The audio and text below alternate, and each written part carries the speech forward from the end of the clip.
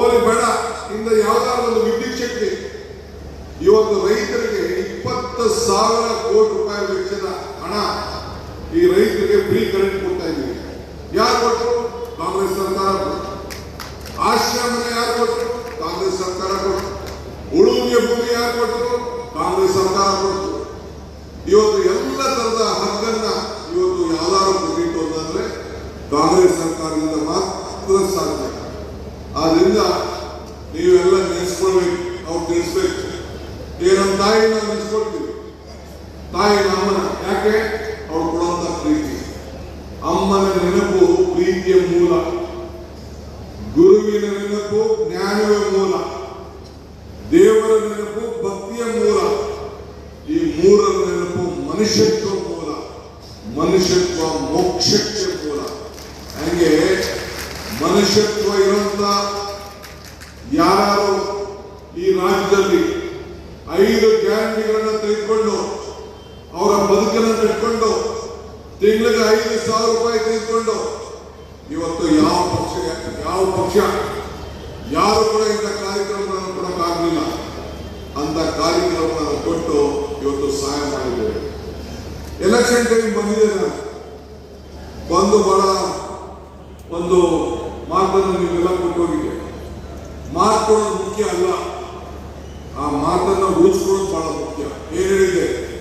ಕಮಲ ಕೆರೆಗೆ ದಿಕ್ಕರೆ ಚಂದ, ತೆನೆ ಹೊಲದಲ್ಲಿದ್ದರೆ ಚಂದ. ಈ ದಾನ ಧರ್ಮ ಮಾಡುವ ಕೈ ಅಧಿಕಾರದಲ್ಲಿದ್ದರೆ ಮಾತ್ರ ಚಂದ ಅಂತ ಹೇಳಿದೆ. ಈ ದಾನ ಧರ್ಮ ಮಾಡುವ ಕೈ ಅಧಿಕಾರ ಬಂದಕ್ಕೆ ವಿಧಾನಸೌಧದಲ್ಲಿ ನಾವು ಕೂತ್ಕೊಳ್ಳೋಕ್ಕೆ ಪರಮೇಶ್ವರ್, ನಾನು, ಈಶ್ವರ್ ಖಂಡ್ರೆ ಅವರು, ರಹೀಂ ಖಾನ್ ಅವರು, ನಾವೆಲ್ಲ ಅಧಿಕಾರ ಕೂತ್ಕೊಳ್ಳೋಕೆ ಏನ್ ಮಾಡ್ಬೋದು?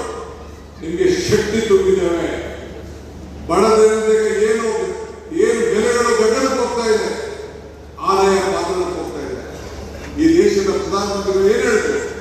ಚಿನ್ನ ತಗೋಬೇಡಿ ಅಂದ್ರು, ಎಣ್ಣೆ ಜಾಸ್ತಿ ಖರ್ಚು ಮಾಡಬೇಡಿ ಅಂದ್ರು, ಪೆಟ್ರೋಲ್ ಜಾಸ್ತಿ ಖರ್ಚು ಮಾಡಬೇಡಿ ಅಂತ ಹೇಳಿದ್ರು. ಮೊನ್ನೆ ರೀಸೆಂಟ್ ಆಗಿ ಹೇಳಿದ್ರು ಎಷ್ಟು ಹೋಯ್ತು ಚಿನ್ನದ ಬೆಲೆ, ಒಂದು ಮಾಂಗಲ್ಯ ಕಟ್ಟಕ್ಕೆ ತಗೋಬೇಡಿ ಅಂತ ಹೇಳಿದ್ರು.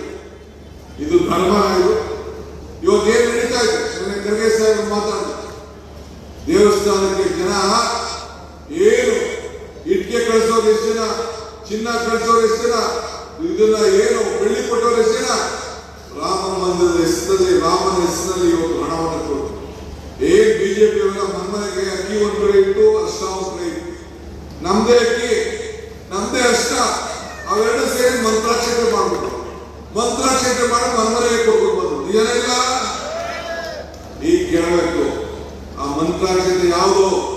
ಕದ್ದಂತ ಚಿನ್ನ ಏನಾಯ್ತು? ಇವತ್ತು ಈ ರಾಜ್ಯ ದೇಶದಲ್ಲಿ ನಮ್ಮ ಧರ್ಮ, ಈ ಧರ್ಮದಲ್ಲಿ ಇಷ್ಟೊತ್ತು ಧರ್ಮದ ಹೆಸರಿನಲ್ಲಿ, ರಾಮನ ಹೆಸರಿನಲ್ಲಿ ಹಣ ತೆಗೆದುಕೊಂಡು ಇವತ್ತು ಏನು ಈ ಲೂಟಿ ನಡೀತಾ ಇದೆಯಲ್ಲ, ಈ ಲೂಟಿಗೆ ಮತ ಕೇಳಂತ ಶಕ್ತಿ, ಸ್ವಾಭಿಮಾನ ಇವತ್ತು ಬಿಜೆಪಿಯವರು ಇವತ್ತು ಹಾಕೊಂಡಿದ್ದಾರೆ. ಆದ್ರಿಂದ ನೀವೆಲ್ಲ ಇವತ್ತು ನಾವು ಗಮನದಲ್ಲಿಟ್ಕೊಳ್ಬೇಕು. ನಮ್ದು ಒಂದು ಗಟ್ಟಿಯಾದಂತಹ ಒಂದು ಪಕ್ಷ, ಇತಿಹಾಸವುಳ್ಳಂತ ಪಕ್ಷ ಕಾಂಗ್ರೆಸ್. ಶಕ್ತಿ ದೇಶದ ಶಕ್ತಿ, ಕಾಂಗ್ರೆಸ್ ಇತಿಹಾಸ ದೇಶದ ಇತಿಹಾಸ.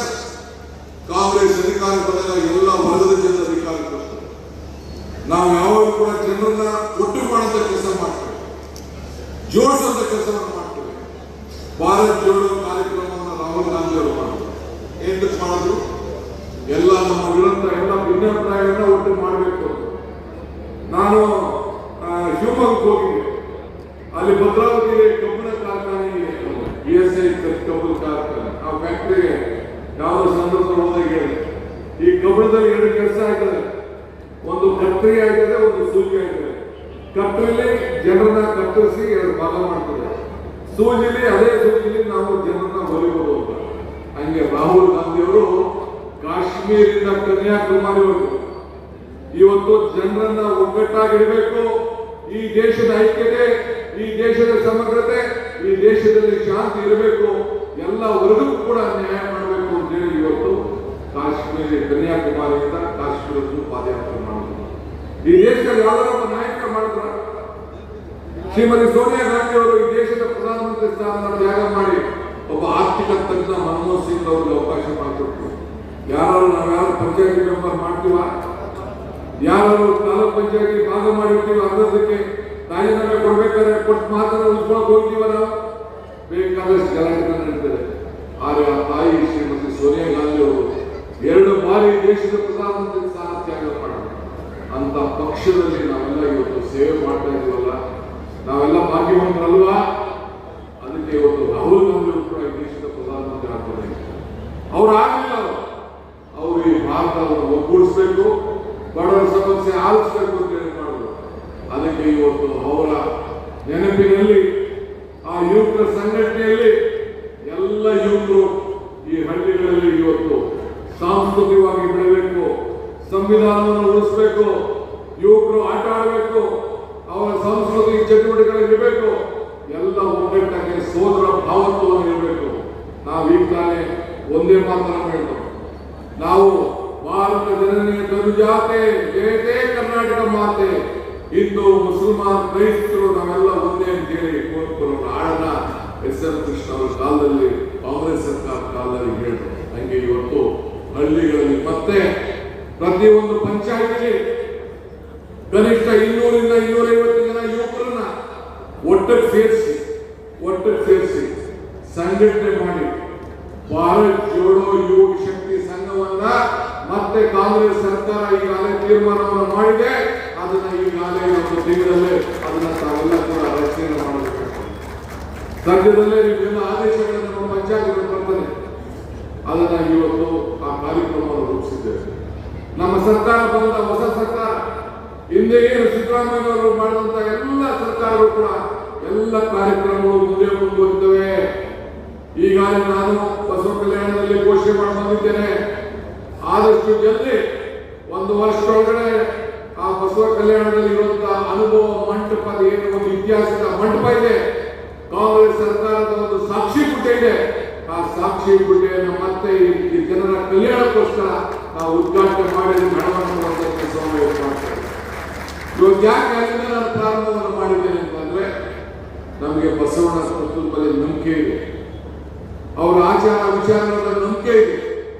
ಎಲ್ಲ ಜಾತಿ ಎಲ್ಲ ವರ್ಗದವರು ಕೂಡ ಒಟ್ಟು ತೆಗೆದುಕೊಳ್ಳುವ ಕೆಲಸವನ್ನ ಬಸವಣ್ಣವರು ಮಾಡುವುದನ್ನು ಇವತ್ತು ನಾವು ಸ್ಮರಿಸ್ತಾ ಇದ್ದೇವೆ. ಇದು ಬಸವಣ್ಣನ ನಾಡಿದು, ಶರಣರ ನಾಡಿದು. ಆ ಶರಣ ಕೊಟ್ಟಂತ ಒಂದು ಮಾರ್ಗದರ್ಶನ ಇವತ್ತು ನಾವೆಲ್ಲ ಉಳಿಸ್ಕೊಂಡು ಹೋಗ್ತೇವೆ. ಮುಂದಕ್ಕೆ ಯುವಕರನ್ನು ಬೆಳೆಸಬೇಕು. ಇವತ್ತು ಪಂಚಾಯತಿನ ಪಾರ್ಲಿಮೆಂಟ್ ನಾಯಕರಿಗೆ ಬೇಕು. ಈಗ ಹೆಣ್ಮಕ್ಳು ಕೂಡ ರಿಸರ್ವೇಶನ್ ಬರ್ತದೆ. ಇವತ್ತು ನಾನು ಜ್ಯೋತಿ ಬೆಳೆಸ್ಬೇಕಾದ್ರೆ ಹೆಣ್ಮಕ್ಳು ತಂದೆ, ಮುಂದಕ್ಕೆ ಯಾರು ಮತ್ತೊಂದು ಸಾಧ್ಯ ಇಲ್ಲ. 1/3 ಭಾಗಷ್ಟು ಮಹಿಳೆಯರು ಶಾಸಕರಾಗಿ ಆಗ್ತಾರೆ, ಸಂಸತ್ ಸದಸ್ಯರಾಗಿ ಆಗ್ತಾರೆ. ಇವತ್ತು ಪಂಚಾಯತಿಯಿಂದ ಇವತ್ತು ಮುನ್ಸಿಪಾಲಿಟಿ ಕಾರ್ಪೊರೇಷನ್ ಎಲ್ಲ ಕೂಡ ಇವತ್ತು 50% ರಿಸರ್ವೇಶನ್ ಇವತ್ತು ಅವತ್ತು ಕಾಲದಲ್ಲಿ ರಾಜೀವ್ ಗಾಂಧಿ ಅವರು ಮಾಡಿದ್ರು. ಸಮಾಜದ ಬಗ್ಗೆ ಘೋಷಣೆ ಮಾಡಿದ್ರು. ಹಂಗೆ ಇವತ್ತು ದೇಶದಲ್ಲಿ ಪಂಚಾಯತಿನ ಪಾರ್ಲಿಮೆಂಟ್ ನಾಯಕರು ಬೇಕು. ಅದಕ್ಕೆ ಈಗಾಗಲೇ ರಾಹುಲ್ ಗಾಂಧಿ ಅವರು ನನಗೆ ಮಾರ್ಗದರ್ಶನವನ್ನು ಕೊಟ್ಟಿದ್ದಾರೆ. ವಿದ್ಯಾರ್ಥಿಗಳ ಎಲೆಕ್ಷನ್ ಕೂಡ ಕಾಲೇಜುಗಳಲ್ಲಿ ನಡೆಸಬೇಕು ಅಂತ ಹೇಳಿದ್ದಾರೆ.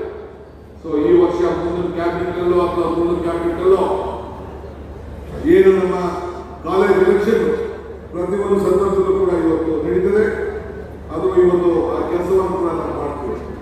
ಈಗಾಗಲೇ ವಿದ್ಯಾರ್ಥಿಗಳು, ಯುವಕರು, ಹೆಣ್ಣು ಮಕ್ಕಳಿಗೆ ಉಚಿತವಾಗಿ ಫ್ರೀ ಬಸ್ ಕೊಡಬೇಕು ಅಂತ ಹೇಳಿ ಎಲ್ಲ ವಿದ್ಯಾರ್ಥಿಗಳಿಗೆ ಇವತ್ತು ಮೊದಲನೇ ದಿನವೇ ಆ ತೀರ್ಮಾನವನ್ನು ಮಾಡಿದರು. ಬಹಳ ಜನ ವಿದ್ಯಾರ್ಥಿಗಳು ಈಗಾಗಲೇ ಬಹಳ ಸಂತೋಷಪಟ್ಟರು. ನಾವೆಲ್ಲ ಶಾಸಕರು ಹೋಗಿ ಆ ಕಾಲೇಜುಗಳಿಗೆ ಹೋಗಿ ಆ ಉಚಿತವಾಗಿ ಪಾಸನ್ನ, ಫ್ರೀ ಬಸ್ ಪಾಸನ್ನ ಹಂಚುವಂತ ಕಾರ್ಯಕ್ರಮವನ್ನು ಒಂದು ತಿಂಗಳಲ್ಲಿ ಈಗಾಗಲೇ ಕೇಳಬೇಕು ವ್ಯವಸ್ಥೆ ನಡೀತಾ ಇದೆ. ಆ ಕೆಲಸ ಕೂಡ ನಾವು ಮಾಡ್ತೇವೆ. ಈಗ ಯುವಕರು ಉದ್ಯೋಗ ದೊಡ್ಡ ಹೋರಾಟ ಬಿಜೆಪಿಯವರು ಕೂಡ ಆಗಲಿಲ್ಲ. ನಾವು ಮಾತು ಕೊಟ್ಟಿದ್ದೇವೆ, ಏನಾದ್ರು ಮಾಡಿ ಎಲ್ಲ ಉದ್ಯೋಗಗಳನ್ನು ಭರ್ತಿ ಮಾಡ್ತೀವಿ ಅಂತ ಹೇಳಿ. ಈಗ ತಾನೇ ರಿಸರ್ವೇಶನ್ ಬಗ್ಗೆ ತೀರ್ಮಾನ ಆಗಿದೆ. ಈಗಾಗಲೇ ನಾವು ಒಟ್ಟು 72,000 ಹುದ್ದೆಗಳನ್ನು ಭರ್ತಿ ಮಾಡಬೇಕು ಅಂತ ತೀರ್ಮಾನ ಮಾಡಿದ್ದೇವೆ. ಇದ್ರ ಪೈಕಿ ಈಗಾಗಲೇ ನಾವು ಈ ಅನೇಕ ಶಾಲಾ ಶಿಕ್ಷಕರಿಂದ ಸುಮಾರು 15,000 ಹುದ್ದೆಗಳು ವಿಶೇಷ ನೇಮಕಾತಿಯಲ್ಲಿ ಅಧಿಸೂಚನೆ ಕೂಡ ಹೊರಡಿಸಿದ್ದೇವೆ. ನಗರಾಭಿವೃದ್ಧಿ ಇಲಾಖೆಯಲ್ಲಿ 15,000 ನೇಮಕಾತಿಗಳು, ಮತ್ತು 6,000 ಜನ ಪೌರ ಕಾರ್ಮಿಕರು, 6,800 ಜನ ಪೌರ ಕಾರ್ಮಿಕರು, ಒಳನಾಡಿನ ಪೊಲೀಸು, ಫೈರ್ ಫೋರ್ಸು, ಪ್ರಿಸನ್, ನಮ್ಮ ಪರಮೇಶ್ವರ್ ಅವರೇ 3,391 ಹುದ್ದೆಗಳನ್ನು ಈಗಾಗಲೇ ಮಾಡಿದ್ದಾರೆ. ನಮ್ಮ ಇಂದಿನ ಇಲಾಖೆಯಲ್ಲಿ 1,600 ಹುದ್ದೆಗಳಿಗೆ ಈಗಾಗಲೇ ಎಕ್ಸಾಮ್ ಕೂಡ ನಾವು ಬರೆದಿದ್ದೇವೆ. ಹೀಗೆ ವಿವಿಧ ಇಲಾಖೆಗಳಲ್ಲಿ ಒಟ್ಟು ಸೇರಿ 72,000 ಹುದ್ದೆಗಳನ್ನು ಇನ್ನೊಂದು 3-4 ತಿಂಗಳಲ್ಲೇ ಭರ್ತಿ ಮಾಡುವಂಥದ್ದು, ಎಕ್ಸಾಮಿನೇಷನ್ ಎಲ್ಲ ಮುಗಿಸುವಂಥದ್ದು ಆ ಕಾರ್ಯಕ್ರಮವನ್ನು ಈಗಾಗಲೇ ನಾವು ರೂಪಿಸಿದ್ದೇವೆ. ಯುವಕರಿಗೆ ಶಕ್ತಿಯನ್ನು ತುಂಬಬೇಕು. ಇದಲ್ಲದೆ ಒಂದು ವಿಶೇಷವಾದಂತಹ ಆಂದೋಲನ ನಾವು ಮಾಡ್ತಾ ಇದ್ದೇವೆ. ಇವೆಲ್ಲ ಕಾರ್ಯಕ್ರಮ ಗಮನಿಸಬೇಕು. ಯಾವ ರೀತಿ ಹುಡುಗರಿಗೆ ಭೂಮಿ ಕೊಟ್ಟು ಎಲ್ಲ ಆದ್ಯ ಗ್ಯಾರಂಟಿ ನಮ್ದು ಭೂಮಿಗಳನ್ನ ನೀವು ಬೆಳ್ಕೊಂಡಂತಹ ಭೂಮಿಗೆ ಶಕ್ತಿಯನ್ನು ತುಂಬಬೇಕು ಅಂತೇಳಿ, ನಿಮ್ಮ ಆಸ್ತಿಗಳನ್ನ ದಾಖಲೆಗಳನ್ನ ಕರೆಕ್ಟ್ ಮಾಡಬೇಕು ಅಂತೇಳಿ, ನಿಮ್ಮ ಜಮೀನಿಗೆ ಪೋಡಿ ಮಾಡಿಕೊಡ್ಬೇಕು ಅಂತೇಳಿ, ನಿಮ್ಮೆಲ್ಲ ದಾಖಲೆಗಳನ್ನ ಬಿಯಿಂದ ಏಕಾತೆ ಮಾಡಿಕೊಡ್ಬೇಕು ಅಂತೇಳಿ, ಎಲ್ಲ ಕೂಡ ನಿಮ್ಮ ಖಾತೆಗಳನ್ನ ಸರಿಯಾಗಿ ಮಾಡಬೇಕು ಅಂತೇಳಿ ನಿಮ್ಮ ಮುಂದಿನ ದಿನದಲ್ಲಿ ಡಾಕ್ಟರ್ ಪರಮೇಶ್ವರ್ ಅವರು ಒಂದು ದೊಡ್ಡ ಆಂದೋಲನ ರೀತಿ ಅವರ ಜಿಲ್ಲೆಯಲ್ಲಿ ಈಗಾಗಲೇ ಆ ಕಾರ್ಯಕ್ರಮವನ್ನು ನಡೆಸಿದ್ದಾರೆ. ಅವರ ಮುಖಂಡದಲ್ಲಿ ಆ ಕಾರ್ಯಕ್ರಮ ನಡೀತದೆ. ಆದ್ರಿಂದ ತಾವೆಲ್ಲ ಈ ಸೌಲಭ್ಯವನ್ನು ನಾವು ಉಪಯೋಗಿಸ್ಕೊಳ್ಬೇಕು. ಯಾರು ಕೂಡ ₹1 ಲಂಚ ಕೊಡದೆ ಅವರ ಮನೆ ಬಾಗಿಲಿಗೆ ಖಾತೆಗಳನ್ನು ಕೊಡುವಂತಹ ಕೆಲಸವನ್ನ ನಮ್ಮ ಸರ್ಕಾರ ಇವತ್ತು ಮಾಡ್ತದೆ. ಇದಕ್ಕೆ ಇವೆಲ್ಲ ಕೂಡ ತಯಾರಾಗಬೇಕು. ಇದಕ್ಕೆ ಈಗಾಗಲೇ ನಾವು 750 ಜನ ಸರ್ವೇಯರ್ಗಳು ಕೂಡ ನಾವು ಈಗಾಗಲೇ ನೇಮಕವನ್ನು ಮಾಡುವಂತ ಕೆಲಸವನ್ನು ಇವತ್ತು ಮಾಡ್ಕೊಂಡು ಬರ್ತೇವೆ. ಈ ರೀತಿ ನಮ್ಮ ಸರ್ಕಾರ 10 ಯೋಜನೆಗಳನ್ನು ಈಗಾಗಲೇ ನಾವು ಮಾಡ್ಕೊಂಡು ನಾವು ಬರ್ತಾ ಇದ್ದೇವೆ. ಆದ್ರಿಂದ ಬಂಧುಗಳೇ, ನಾನೀಗಾಗಲೇ SIR ವಿಚಾರ ತಮ್ಮ ಗಮನಕ್ಕೆ ತಂದಿದ್ದೇನೆ. ಇವತ್ತು ತಾವೆಲ್ಲ ಕೂಡ ಇವತ್ತು ನೀರಾವರಿ ವಿಚಾರದಲ್ಲಿ ನಮ್ಮ ಸರ್ಕಾರ ತೆಗೆದುಕೊಂಡಂತ ಅನೇಕ ದಿಟ್ಟ ನಿರ್ಧಾರಗಳು, UKP ವಿಚಾರದಲ್ಲಿ ಹಣ ರೈತರಿಗೆ ಯಾವ ರೀತಿ ಹಣವನ್ನು ಕೊಡಬೇಕು ಅಂತ ಹೇಳಿ ತರ್ಸ್ಟೇಜ್ಗೆ ನಾವು ತೆಗೆದುಕೊಂಡಂತ ಒಂದು ಐತಿಹಾಸಿಕವಾದ ನಿರ್ಧಾರ. ಈಗಾಗಲೇ ಕಾವೇರಿ, ಗೋದಾವರಿ, ಕೃಷ್ಣ ಜೋಡಣೆಗೆ 3 ಮುಖ್ಯಮಂತ್ರಿಗಳು ಸೇರಿ ಇವತ್ತು ನಾನು SR ಪಾಟೀಲ್, CR ಪಾಟೀಲ್ ಅವರು, ನಾನು, ಚಂದ್ರಬಾಬು ನಾಯ್ಡು, ರೇವಂತ್ ರೆಡ್ಡಿ ನಾವೆಲ್ಲ ಸೇರಿ ತುಂಗಭದ್ರದಲ್ಲಿ ಒಂದು ಒಮ್ಮತದ ಅಭಿಪ್ರಾಯಕ್ಕೆ ಬಂದಿದ್ದೇವೆ.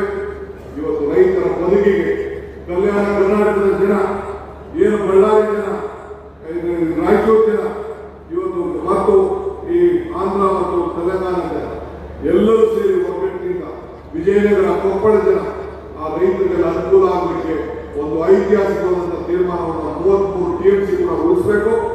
ಮುಂದಿನ ಎಲ್ಲ ಯೋಜನೆಗಳನ್ನ ಮಾಡಬೇಕು ಅಂತೇಳಿ ಈಗಾಗಲೇ ತೀರ್ಮಾನವನ್ನು ಮಾಡಿದ್ದೇವೆ. ಇಂಥ ಒಂದು ತೀರ್ಮಾನ ಬಿಜೆಪಿ ಮಾಡೋಕ್ಕಾಗಲಿಲ್ಲ, ಒಂದು ಸಣ್ಣ ತೀರ್ಮಾನ ಮಾಡೋಕ್ಕಾಗಲಿಲ್ಲ. ನಮಗೆ ಸಮಾಧಾನ ಇದೆ. ಈಗಾಗಲೇ ಈಶ್ವರ ಖಂಡ್ರೆ ಅವರು, ರಾಜಶೇಖರ ಪಾಟೀಲ್ ಅವರು ಹೇಳ್ತಾ ಇದ್ದಾರೆ, ನಮ್ಮ ಜಿಲ್ಲೆಯ ನೀರಾವರಿ ಸಮಸ್ಯೆಗಳು ನಮ್ಮ MP ಅವರು ಕೂಡ ನನಗೆ ತಿಳಿಸ್ತಾ ಇದ್ರು. ಯುವಕರು ಈ ನೀರಾವರಿ ಅನೇಕ ಸಮಸ್ಯೆಗಳಿದೆ, ಲಿಫ್ಟ್ ಇರಿಗೇಷನ್ ಸ್ಕೀಮ್ ಅವೆಲ್ಲ ಕೂಡ ಈಗಾಗಲೇ ನಾನು ಚರ್ಚೆಯನ್ನು ನಾನು ಮಾಡಿದ್ದೇನೆ. ನಿಮ್ಮ ನೀರಾವರಿ ಸಮಸ್ಯೆಯನ್ನ, ಯಾಕೆಂದ್ರೆ ರೈತರಿಗೆ ನೀರು ರೈತರಿಗೆ ಸಮಸ್ಯೆ ಇಲ್ಲ, ರೈತರಿಗೆ ಸಂಬಳ ಇಲ್ಲ, ರೈತರಿಗೆ ಪ್ರಮೋಷನ್ ಇಲ್ಲ, ರೈತರಿಗೆ ಪೆನ್ಷನ್ ಇಲ್ಲ, ರೈತರಿಗೆ ಲಂಚ ಇಲ್ಲ, ರೈತರಿಗೆ ರಿಟೈರ್ಮೆಂಟ್ ಇಲ್ಲ. ಆ ರೈತರನ್ನ ಬದುಕಿಸಬೇಕು ಅಂತೇಳಿ ಇಂಥ 10 ಕಾರ್ಯಕ್ರಮವನ್ನು ಇವತ್ತು ನಾವು ರೂಪಿಸ್ತಾ ಇದ್ದೇವೆ. ಆದ್ರಿಂದ ಇನ್ನ ಬಹಳ ವಿಚಾರಗಳು ಮಾತನಾಡಿದ್ದೇನೆ, ಬಹಳ ವಿಚಾರಗಳು ಹಂಚಿಕೊಂಡಿದ್ದೇನೆ. ಆದರೆ ಪಕ್ಷದ ಕಾರ್ಯಕರ್ತರು ನೀವು ಆಧಾರ ಸ್ತಂಭ, ಹುಷಾರಾಗಿರಿ. 28ಕ್ಕೆ ಮತ್ತೆ ನಿಮ್ಮ ಸರ್ಕಾರ ಬಂದೇ ಬರ್ತದೆ. ಆತ್ಮವಿಶ್ವಾಸದಿಂದ ಇರಿ. ನಮ್ಮ ಯೋಜನೆಗಳು ಜನರಿಗೆ ನೆನಪಾದಂತ ಕೆಲಸ ಮಾಡಬೇಕು, ಅವರ ಕೈಯಿಂದ ಬಲಪಡಿಸಬೇಕು. ಈ ಹಸ್ತ ಇದಕ್ಕೆ ತಾನೇ ಇಂಥ ಕೆಲಸ ಮಾಡಿದ್ದು, ಈ ಹಸ್ತ ಇದಕ್ಕೆ ಅಧಿಕಾರ ವಿಲಾಸದಕ್ಕೆ ಅದನ್ನು ಉಳಿಸುವಂತ ಕೆಲಸ ತಾವೆಲ್ಲ ಸೇರಿ ಮಾಡಬೇಕು ಅಂತೇಳಿ ಎಲ್ಲ ನಾಯಕರು ಒಗ್ಗಟ್ಟಿನಿಂದ ಮತ್ತೆ 6 ಸೀಟನ್ನ ಈ ಜಿಲ್ಲೆಯಲ್ಲಿ ಕೆಲಸವನ್ನು ಮಾಡಬೇಕು ಅಂತೇಳಿ ನಾನು ಇಲ್ಲಿಂದಲೇ, ಬೀದರಿಂದಲೇ ನನ್ನ ಕಾರ್ಯಕರ್ತರ ಸಭೆಯನ್ನ ಮಾಡ್ತಾ ಇದ್ದೀನಿ. ಗೊತ್ತಾದ್ರೂ ಕೂಡ ತಾವು ದೊಡ್ಡ ಸಂಖ್ಯೆಯಲ್ಲಿ